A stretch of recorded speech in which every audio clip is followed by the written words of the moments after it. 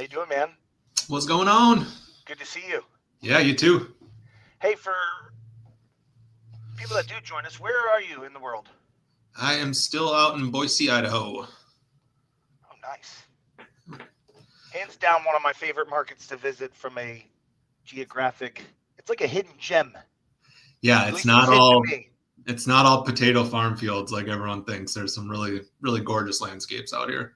Pretty, pretty wild. I remember you telling me about it the first time. It's what is it? It's high desert. Is that what it's or what's the? Yeah, high desert, so we'll be above 100 during the summers and hot, and then we'll get snow up in the mountains and be skiing here in a couple weeks. By the way, that's your jam, isn't it? Oh Snowboarding, yeah. skiing. Yeah. Yeah, I've been doing it for over 20 years now. Getting old. Jeez, the body would catch up, or at least it would for me. Hey, Shaun, I'm pumped, man. And I know people will either watch it live as they get on here. Hopefully, it takes a little bit for people to recognize it, or different YouTube, Facebook, all that stuff to tell people we're live. But anyway, so hopefully, if not, they're gonna watch it in rewind. But for the folks that don't know you, um, again, they're going, who in the heck is this guy? I just want to give you the floor to kind of give as much as you want. Your background, obviously related to why we're on here today, and your tie to the industry would probably help. So Sure. I'll turn it over to you and let you rip on it for a little bit. Yeah, so I've been in the home improvement space for 12 years now. So this will be the 13th year in the space. I started at Tundraland in Wisconsin with Brian, who's a good friend of both of ours, and it had no intention of getting into home improvements. I was going to grad school for business management and needed to pay my rent. So my mom actually went to college with Brian's wife, Kathy. So my mom said, "Hey, my friend Kathy's husband's got this business. Why don't you give him a call and see if he's hiring?" I So didn't know that. yeah, yep. Oh wow. Okay. So gave BG a call, and he needed someone to just put together job folders and answer the phone. So started with BG. I think getting paid $11 an hour just to sit in the office and put job folders together and answer the phone while I was going to grad school, and ended up working with him for 3 years Wow. while I was in school. And my job slowly progressed to being the assistant production manager for all three verticals in Tundraland. So sunrooms, windows, and baths. And, when I started, they were just getting baths started, really deciding to go all in on it. And when I left, we were doing 100 showers a month. So really cool experience to be in there. Got the privilege of having an office directly across the hall from BG for the last year I was there, and really focused on just soaking everything I could from him up like a sponge. You know, guilty for eavesdropping on conversations, figuring out how he was handling situations, and that's where I really learned a lot. And that job I had with Tundraland really kind of turned into what we now know as customer care. As an assistant production manager, handling all the customer interactions with scheduling, service, welcome calls, scheduling the production managers for pre-cons. That position is, what a lot of companies now are using as customer care. Oh wow. Yeah. That's true. Yeah. So once I graduated from school, kind of fell in love with home improvements with those 3 years in Tundraland. It was a lot of fun, and the fast growth was exciting. And I had an opportunity where my father-in-law was planning on retiring from his business he owned up in northern Wisconsin, which was a custom building company. So my wife and I moved up there and ended up taking over that company so he could retire. And that was my first intro to business ownership. So ran custom building company up in northern Wisconsin, in a town of 700 people. So no subcontractors. We did everything. The only thing we did sub out was plumbing and electrical. And really, we only subbed that out if there was a permit involved. Wild West up in northern Wisconsin. But did that for 3 years, learned a ton. That Tundraland experience really set the foundation of how to look at a P&L, how to job cost to make sure you're making your profit margins, and really how to manage a team of people to be successful. Hold on, wait. You learned how to manage a P&L? Just kidding. Sorry. Little inside joke, little fun, little memories. Yeah. P&L doesn't matter as long as you're hitting your revenue target, right? Right? Yeah. Was that? But no, seriously, that was full construction, or that was home building, right? Not just. Yeah, so we did everything. We poured a lot of concrete. I did a lot of concrete flat work. We built custom homes, and then your normal remodeling, roofing, siding, windows, additions. We really did everything. So it was really good. And then where did that lead you? Like, I tell a funny story about that quick. First job I ever bid on with my new business was a 6,000 square foot kids camp lodge. So to go from, no experience as a business owner to all of a sudden doing a high 6-figure bid for your first job ever, I looked over at my foreman and I was like, either this is going to set us up for success or this is going to be a short-lived experience, because this doesn't go well. We're screwed. Oh my! You didn't have so wait. You didn't like work under your father-in-law for a little bit and like transition or there was no transition, but he still lived in the area, so he was available whenever I was like, hey, I'm having trouble figuring out this bid. Can you look at it with me? And he was very helpful in the beginning stages to help me out with that. Okay, so not as okay, yeah. And your foreman, luckily, hopefully, I assume he knew what he was doing. Yeah. He had been working for my father-in-law for quite some time, and he was foreman and my business partner because we wanted to make sure that we were set up for success. So we brought him in, and he was part owner of the business as well. Got it. Okay. Yeah. And then COVID hit. We decided to sell off our business out there, and my wife always had a dream of moving out west. So sold our house in Wisconsin and headed to Boise, and took a job when I first got out there with Toll Brothers as a superintendent for them, building houses. And then started chatting with BG again, and he said, hey, we're doing this thing with Jacuzzi. Would you want to open up a branch in Boise with us? And that's how we got started with him and Chris Hermes, and getting the Jacuzzi bathroom model train rolling. And that's when you met your best friend. Yeah. Yep. Joe Downey. Yeah. Yeah. So we opened the Jacuzzi bathroom model Boise branches. Their third location. So Phoenix had already been going, because obviously that's what they started with Chris. And then Andy Walland had the Portland branch running up there. Opened Boise, and then Atlanta and Tucson and St. Louis and Seattle. And that was a 3-year whirlwind of just fast growth. I mean, I think 12 million to 100 in 3 years in bath remodeling. Yeah. And it was crazy, but fun. It was a lot of fun in the beginning, for sure. It got a little less fun towards the end, but it was a lot of fun in the beginning. Now, your focus there was, well, you were a general manager, right, for how it was originally structured?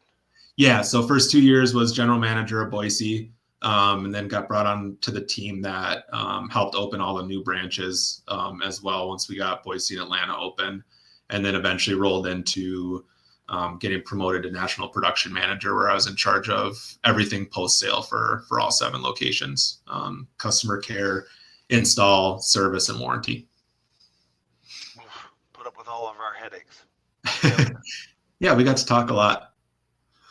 For sure. And then how long, I don't even remember, well, my days and times are gone. How long, when did you leave Jacuzzi? Be 2 years ago now. Okay. Yep. So left Jacuzzi, got involved with some investors in Wisconsin to start a concrete coatings business as part owner and general manager. And we had a location in Boise, location in Wisconsin. Things didn't go according to plan. So they ended up dropping the Boise location, and I ended up just buying it from them, and now branch out on my own and running that on my own. I didn't know that. Yeah. I didn't know that's how, I didn't know that. I thought you just started it completely. I didn't know you bought out. That's awesome. Okay. Yeah. I mean, really at the end of the day, just bought out the equipment so we could get rolling, kept the same guys that were on my team already. So it was a pretty easy transition. That concrete, his coatings has really kind of grown some wings over the past couple of years. And not that it hasn't been around for a long time, but I think there's been some improvements to the product and the process that has really seen it take off as a either people starting and launching companies just doing that like yourself, or it's being added on as a product line in other environments. It's do you like it? It's a messy business, no pun intended. But it's tricky because of the margins. I mean, in baths we're doing $13,000 shower in a day. In coatings we're doing a $4,000 garage in a day. So there's a lot less wiggle room in the margins, a lot less money for marketing. So it's really about being on top of every part of the P&L to make sure that at the end of the month you're making money and not just working for free. Is it rare to just be concrete coatings, or Um, is that I think for small companies, you can do it. Like right now, it's me and my two installers. We're a 3-person company. We'll do 600,000 a year in coatings. A lot of people that have tried to go big with it and only done coatings have ended up failing, because there's just not enough room in the margins to have sales managers and production managers, and you get bogged down at that middle manager level. That's so crucial when you're trying to grow a company. yeah? Out of all that experience you just kind of covered there, high level, what was your favorite time? Is it now? Maybe it's now, by the way. I don't know. I'm just saying, like, what do you go, man? That was where I was at my best. You thought? At my best. Well, I guess that's two questions. So my favorite was my custom building company in Wisconsin, just because learning the business was fun, but for me, learning all the skills, like learning how to frame a house, learning how to pour a slab, learning how to put a new roof on, like those are skills I'll use for the rest of my life. And it was really fun to learn all those, to not have to hire people to work on my house after that. It was really fun to soak up all that great information. Where I was at my best, I think, was when I first got promoted at Jacuzzi. Having that team and being able to make an impact on the people that worked for me, going through the one-on-ones, building the new teams, hiring the new locations out, just being able to bring that excitement and fire up the team. I freaking love that, man. It's so fun. Yeah. And I remember you and I had many different time zones, so I'll say late night conversations. Maybe not for either, but there was challenges, man. It was tough. Yeah. Tough to do. We were fighting a tough culture. And it's a different culture in me is a completely, I mean, it's obviously you have the culture of the whole company, but then you had I mean, install teams are tough, man. It's a different dynamic for sure. I just remember being in markets with you at times and challenges, but you were the right person for the job, hands down. The disciplines that were put in place and the things that needed to happen. So that was critical. Because if I remember correctly, one of the biggest challenges was we had such an enormous backlog in certain markets that we were trying to. Yeah, and I hear this from people in the industry so much. You get in this cycle of chaos where your backlog or your revenue targets starts to rule your entire company. And when you get stuck in that cycle of chaos, it's like, I can't fire this person that I know I need to fire because I need him in his truck in the morning. I can't train this person properly so that they don't have a high service rate because I need them in their truck in the morning. And you get stuck just chasing that revenue target, and you can't put in the disciplines and the measures that you need for your team to be successful long term. And it sucks because we both been there, so we know what it's like. And it sucks to see other people stuck in that cycle because it weighs on you. You don't sleep. Your spouse thinks you're a crabby asshole every time you come home. It's a tough cycle to get stuck in. And if you can't buy yourself some time to make those improvements, you'll never get out of it. That's what it's funny. Everybody obviously, and maybe some people, I get it, probably get tired of, Brian Gottlieb, but it's like, hey man, he was able to do it. Mm-hmm. Right? He was able to, and I'm sure challenges here. I'm talking about Tundraland is what I mean. Like to do it at that size, one of the things I always remember when I first visited there too, which you were a part of, obviously, was hold on, you guys are pulling permits on every job. He's like, yeah, and everybody in that industry is like, really, and still doing it and doing it at a high level, and obviously you were a part of it, so you probably can tell the difference between what it was like then. Obviously, you were in a different role, like you said, you were coming up in the business at the time, but and then you fast forward to what we were dealing with there. Anything that you remember to be the difference? I think the ability to develop that middle manager level that we talked about. I mean, if you go back to when I was at Tundraland, it's funny that you mentioned permits, because I can remember most of the municipalities didn't even have an online permit program yet. I was driving around giving them the hard copies that I printed off in the office. Yeah. But you look back at when I was at Tundraland, so our middle manager level, you have Chris Hermes, who is now CEO of USA Showers. Yep. You have Angie Buchinger, who now owns Angie's Floors in Wisconsin. Brad Roosevelt, who just went off on his own and started Trident Baths in Minneapolis. Cody Zay, who now has Ocala Baths in Florida. Like all these big hitters who like fully latched on to what Brian was teaching and now are successful business owners in their own right, because they followed the steps that he taught about building bench strength, loving your people, creating that culture that drives success. And now they're all implementing in their own ways and then are successful business owners. That's what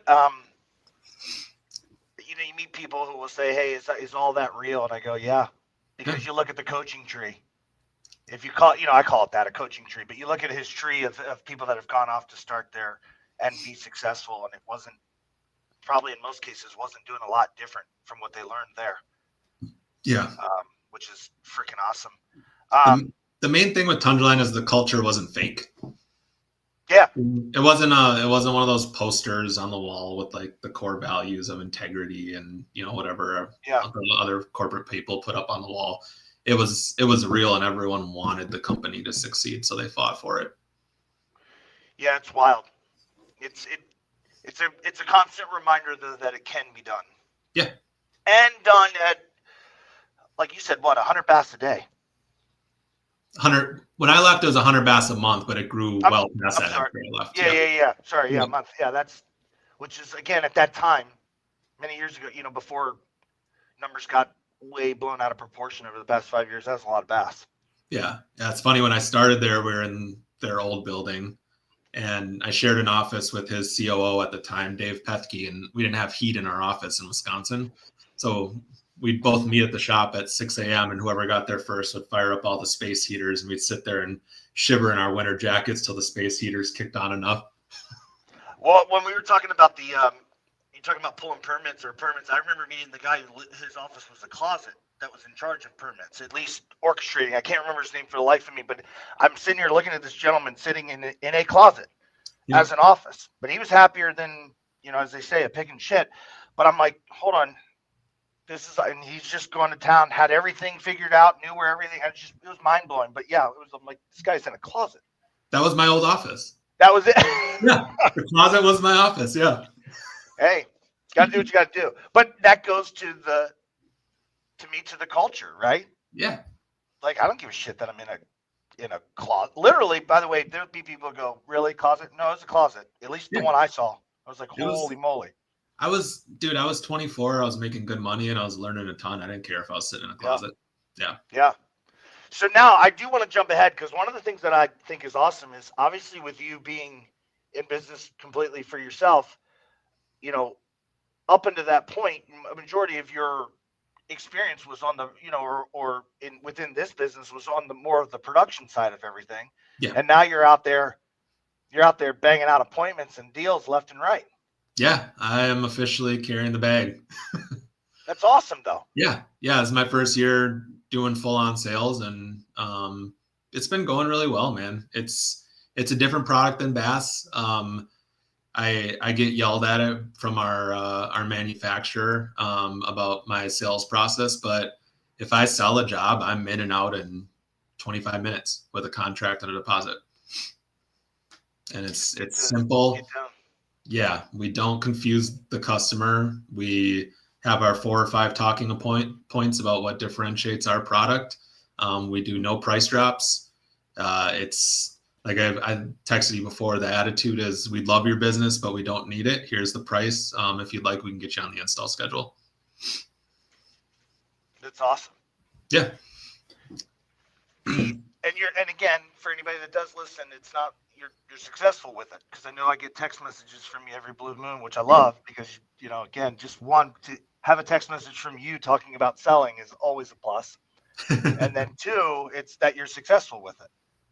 Yeah, we're gonna finish. I mean, we still got some time here in December, but we've slowed down because it's coatings does have some seasonality. But up to date right now, we'll be at a 52% net close rate for the year, Freaking awesome. which has kept us under a 10% cost of marketing for the year as well. Wow. So what do you obviously, I know you, as much as and as successful as you are with selling, that's not going to become your future. I know it's not something you strive to be. Your strengths and your kind of passions within the business are probably tailored. If I don't want to misspeak, but more to a kind of a COO role, Yeah, like yeah, I would the say that. operations side of the whole business. Yeah, I like big pictures, and I love diving into P&Ls and finding that where's that 2 or 3% that we can carve out, and not carve out in a way of like making our employees' lives miserable by cutting spending and carving it out that way, but where's the lack of efficiency that's making money run out the door, and how can we fix it so that we can become more profitable? So with the seasonality, is that allowing you to pursue some of those, still kind of like that fire by helping other businesses with some of their challenges around that, or have you dove into that much? I know we've talked a little bit about it, but Yeah, um, so you I'm know, working on 2 side projects right now, and the coatings thing is not a long term thing. It's going to be my hope is to hand it over to my employees yeah, eventually, and give it to them. It's too small to keep my brain happy throughout the year. I need more challenges and more puzzles to solve. But my 2 side projects, one's called BTS Solutions, stands for Burn the Ships, which me and you shout at each other all the time. But that's going to be, opening myself up to fractional COO opportunities, doing operational analysis for companies to do what we talked about finding that 2 and 3%, and helping companies set up a framework where their employees enjoy coming to work every day and have that drive like we had at Tundraland to want the company to succeed. Because I think if you talk to a lot of employees nowadays for some of these companies, they don't really care if the company succeeds or not. They're just going in there for a paycheck and clocking out at the end of the day. yeah, And then long term is, I'd really like to get an incubator started for small businesses to help them get a jump on success right from the start. I think this industry is in the middle of a little bit of a revolution where we had the rise of PE coming in and creating these big conglomerates. But I think the consumer has an appetite for the small mom and pop shops again, especially if they can be run with some of the same dynamics that we've learned make the big companies successful. Because that was always the problem with small businesses before, is lack of communication. You got a roofing company where the guy's great at doing roofs, but he has no idea how to run a business, right?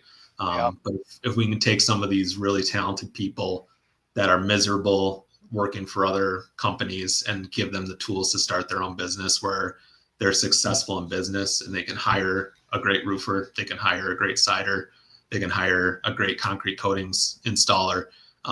You can have a really nice life running a small business and still have time to be with your family and make the money you want. yeah. It's obviously with that most recent um, roll up shutting down Renovo and everything, and I posted about it in the group. Talked to a gentleman who was been in selling in the home his entire career, and unfortunately was on one of those teams, and that you know shows up and no longer has a job. And like he said, he goes, "It's time to bet on myself. I'm going to do it." And he's Yeah. off and running, starting his own thing, and you think you're with with a company, and you have some kind of what do you want to call it? I don't want to say safety net, but there's this, it's a safer, less riskier move. And like he said, he goes, I realized, I got dropped as quick as anything, and here, from a pretty large, well-to-do, company in a sense. So it's more riskier to take that move again than it is to try my own thing, at least at this stage. And there's no reason he won't be successful. And even if he's not, what's the worst case? You go back to doing the same thing you were doing. Might as well try. Because it's not easy. There's, when I was starting, I didn't sleep good, trying to figure out cash flow, trying to make sure because I had to buy a lot of the equipment with cash instead of loans. So it was a little bit of a cash flow roulette some weeks of, all right, this credit card's going to sit so I can make payroll. And this week I'm going to pay that credit card off, but I'm going to have to cut back on marketing. And then we dug ourselves out of that hole. And now it's a lot less stressful, but it's just all over the place. Some weeks I work 60 hours because the guys need help in the field. And some weeks I take Friday off and go golfing. It's give and take. Yeah, no, that's good. And then to kind of highlight what you're talking about with, by the way, I love BTS. I didn't realize that. Maybe I did, but I wasn't thinking about that. But that concept would then in turn help somebody like this guy, again, who is starting out, maybe not yet, but that is a long ways away from being able to hire, say, a COO. That's where this role comes in, or this idea around fractional leadership. Yeah, because you grow an in-home sales business. Eventually, you're going to need a production manager. And your production manager runs the day-to-day. They're the famous in the business versus on the business. They're in the business, running your crews every day, making sure the customer is getting taken care of. But what you need in order to scale is someone that's going to work on big picture stuff, work on, what do our comp plans look like? What does our P&L look like? How do we go into a new market? Big questions like that. And you don't need to pay someone to be on your staff full time to do that kind of stuff. I mean, when we were at Jacuzzi, I had 150 employees under me, 7 locations. We're doing $2 million in baths a week. And all I did was sit in pointless meetings all day for most of the day. And then don't let out my secret. I do, my 20 hours, 15 hours, 20 hours of in-depth work to help improve the company and help coach my people. And then the rest of the time you're in meetings. And a lot of those meetings, we didn't get anything accomplished. And if we would have just hired someone fractionally for half the price, probably would have got the same outcomes. Yeah. No, that's, I think there's a lot of truth to that for sure. There's almost like hiring people to watch people at some stages. Yeah. And even when we were traveling, that was the frustrating part, is you're away from your family, going to a new location, and then you're locking yourself in the conference room of that location because you have 15 meetings that day. Good. Yeah. Fly across, for me, it was always fly across the country to say Portland, and unfortunately not, get right back on a Zoom call. Yeah. Now it's fun when we both got to travel to the same location, then we had some fun, but other than that, it was, we did, again, a couple hours of work and then 10 hours of meeting. Yeah. No, that's a good point.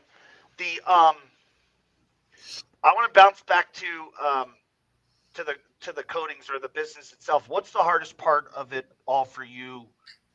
Because I think it's important, because it's not easy for someone starting out. That's what I think. I love talking with Hermes about it, because he's always, just like yourself, you're authentic, right? You're not, oh, everything's great. And you're like, the house is on fire behind you, bro. It can't be that great, or whatever, right?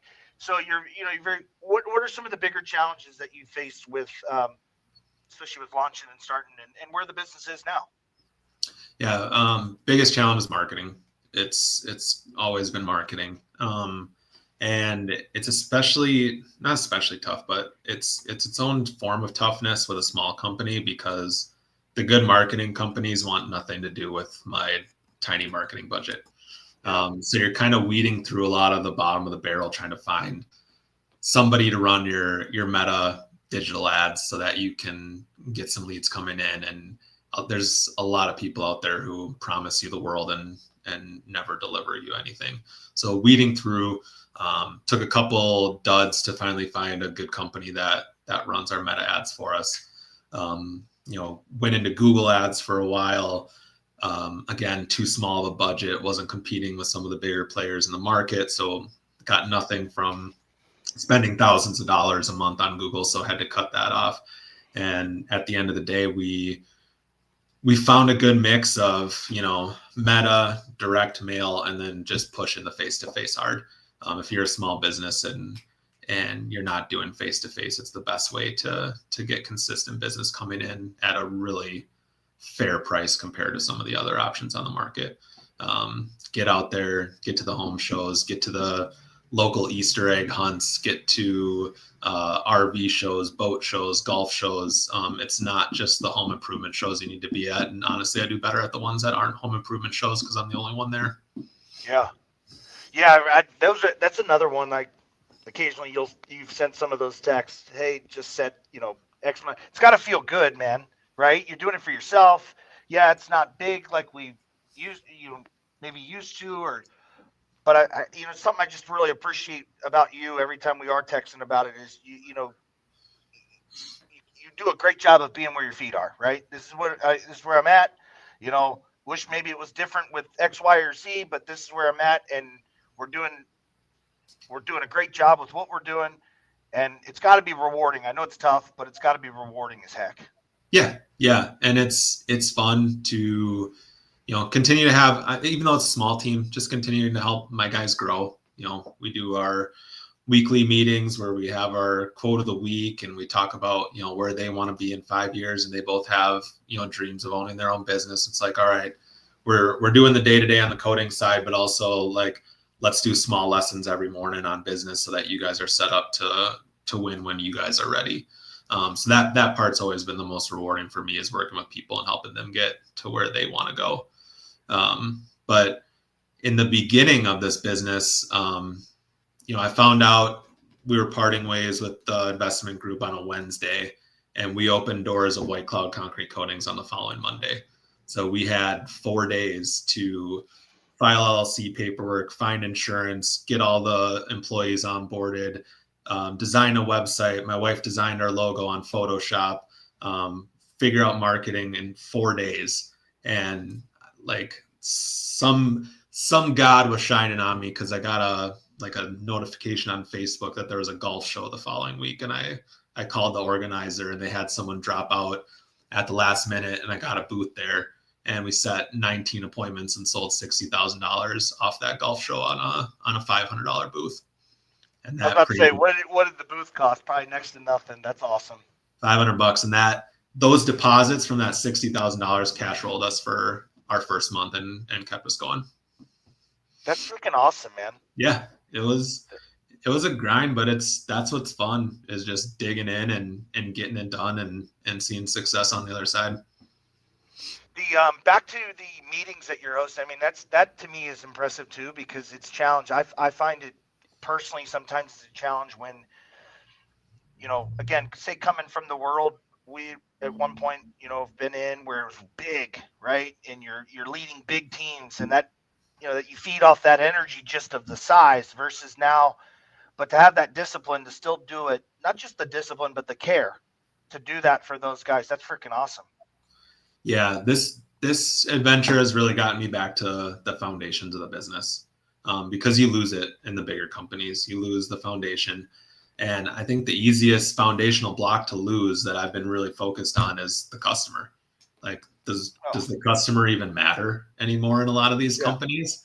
Because your customer doesn't care if you're hitting your revenue target. Customer doesn't care about your KPIs. At the end of the day, customer is giving you a ton of their money, and they just want a well-done roof or a beautiful shower or showroom finished garage floor, because that's what you're promising them. Yeah. We could do a tell-all about some of the wild things we experienced at some of those older outfits, on just living proof sitting there going, customer doesn't matter. Yeah. Right. You know, I'll just get it in, just get it done, or just send them a handheld. That was my favorite one. But anyway, I digress. Right? Yeah, that's no, that's freaking awesome. And I'm assuming you leverage that in the home. Yeah. Yep. We just got our 50th 5-star Google review, which is awesome. That's awesome. Same practice we learned before, teaching our installers, like it's not something you should be scared about to ask for a Google review at the end of the day. You worked your butt off all day. You did exactly what we promised. You were courteous to the customer. You were friendly. You explained everything. Like, you earned that 5-star Google review. Go ask for it. And if you get it, I'm going to give you a bonus for everyone you get. And that's been great for us. They just keep rolling in. Sorry, I lost my train of thought from the Google reviews. No. But you're right. I know the one part is we used to battle with getting those, right? Getting an installer to ask for it, or even a rep, right? A sales rep. It's like, hold on, man. Oh, and then one thing I learned from you, Joe, when I first met you, you came to Boise and, introduced yourself as a new VP of sales, and we hung out. And a couple of days later, I got a handwritten thank you note from you, thanking me for taking you out to dinner and introducing you to my team and stuff. And now I write a handwritten thank you note to every customer the day after we install and mail it out to them, thanking them for their business, thanking them for trusting us to do their project, and just letting them know that it means a lot to us that they picked us, and that we're able to take care of our families because they spent their money with us. Yeah, that I forgot. Yeah, no, I don't. I would like to say that was like my father taught me that, but somebody did, and it's obviously that concept's been around for a while, but I think it carries even more value today in the world we live in, where everything's just automated, a text, a this. We just talked about sitting on Zooms for 10 hours a day. You do that, it people go, whoa, that's not, you know what I mean? So yeah, that's I think that's awesome though on the customer side. I don't know why we get away from some of the things that work like that, not work, but that are effective in that sense, um, regardless of size. But that's great that you're doing that. That's makes complete sense. Yeah, we Especially want with letting them know. I mean, you really kind of reminds me of the gratitude plus button up that BG's talked about, like how important your business is to me, the community, and the people that, the X amount of employees that it supports and their families. Yeah. Yep. I should write on there, if it wasn't for you, I'd be working for private equity. Oh man. So needless to say, you're not going back to that. No, that's you mentioned Revolution a few minutes ago. Yeah. And I think you're one of our good friends. I won't say his name about this, but talked about it, because forever I'll use him as an example because he admitted to it. Finally, he was like, I was like, hey, what are you going to do with the business? Going to build it, going to sell it. Going to build it, going to sell it. Built to sell, built to sell. And what was it, less than 6 months ago? He's like, you know what? Why would I sell it? Yeah. If it's doing great and things are, but that's been the mentality. Everybody you run into, and that's why that conversation, I think, came up. I was like, everybody we were running into was like, yep, going to sell. Yep, going to sell. And I'm like, hold on, man. If you're putting 20 points to the bottom line, or whatever, let's just say, it should be a goal, right? And you're doing that. And you've put systems in place that at that stage, at any size that's even worth being sold, it's got to kind of at that point run itself. It shouldn't be running off of you. So why would you? What's the pull on you day to day? Yeah, I think it's just part of the short attention span culture nowadays, is that tied in with some of the guys that got the big payouts from selling, and everyone was like, I want that short term fix. I want to build something quick, and then private equity will roll in with their $100 million check, and that became everybody's goal. But first of all, I don't think that's going to happen a whole lot anymore after what happened to Renovo. I think private equity is probably going to get a little bit of cold feet on purchasing these companies. But second of all, you can run a great business. You can pass it down to your kids. You can retire and make a ton of money and enjoy your life running your business that you built with your own two hands. And when you get it big enough, you can step back and be part-time and semi-retire and hire a GM to run it for you. You don't have to have the sale as your end goal. Yeah. All the greatest businesses in this country played the long game. They played the long game of slow, calculated growth with processes in place. And I don't even like the word growth. You know, me and you always say scale. Yeah. Growing is one thing, growing is chaos, scaling is doing it responsibly and with profit at the bottom line. Yeah. Drives me nuts when it's growth without profits. Just, to me, is insanity. Like, we don't do it for, it doesn't say joeshomeimprovements.org. Like, it's not a nonprofit. We do it, do well and do good to steal, Tungeland's old ways, which is just still one of my favorites. That was the only thing I ever saw on the wall there, if I remember correctly. But it tackled every aspect you needed to tackle. Do well, do good. Yeah. We do the right thing by our customer. We've earned the right to be rewarded. Mm-hmm. And one thing Brian taught me when I was young that I've held on to for business ownership is don't go into debt. Grow slowly, but grow with your own money. And number two, he said in home improvements, you can either be small or big. The middle land is where people go to die. When you're small, you're a lot. People always say like, oh, you're not building a business, you're building a job. Who cares? I love my job and it's my business. But if you're small, you can control everything. You can be super profitable.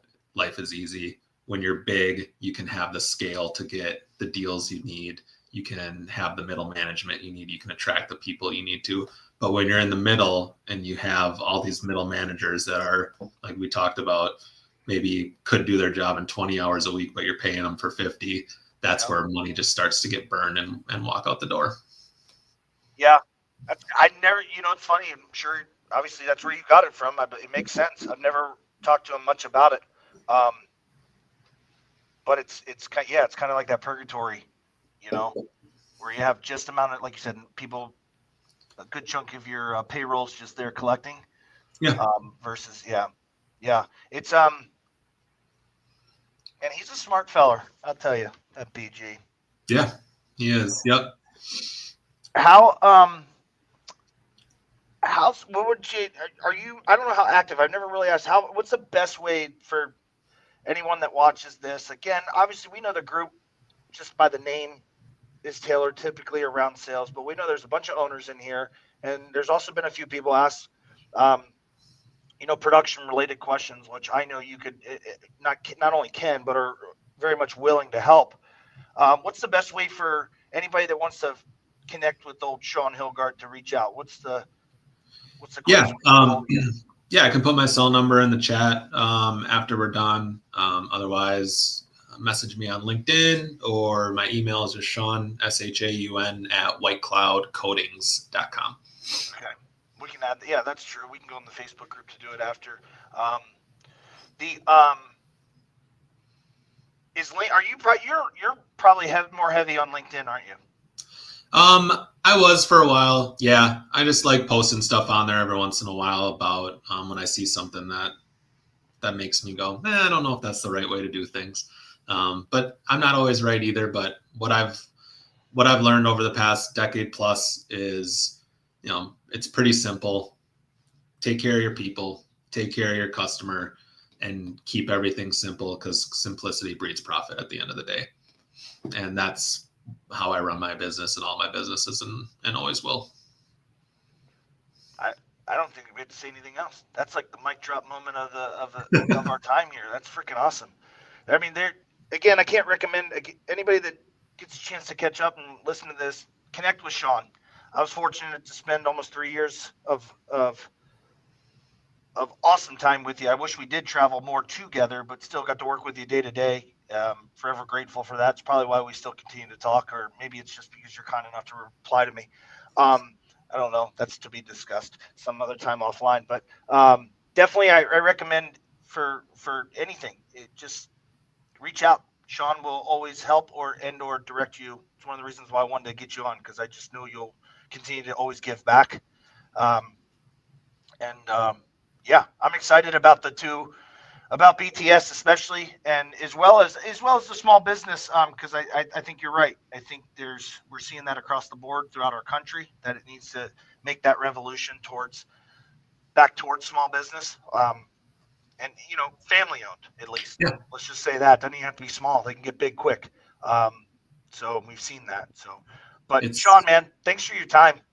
yeah, always a I pleasure, Joe. I've learned I a ton appreciate from it. you, man. Always appreciate your friendship and your mentorship, man. Thanks, brother. And folks, hey, if you can leave a comment, reach out to Shaun if you get a chance to watch it, so more people can find it. Keep referring folks to the group.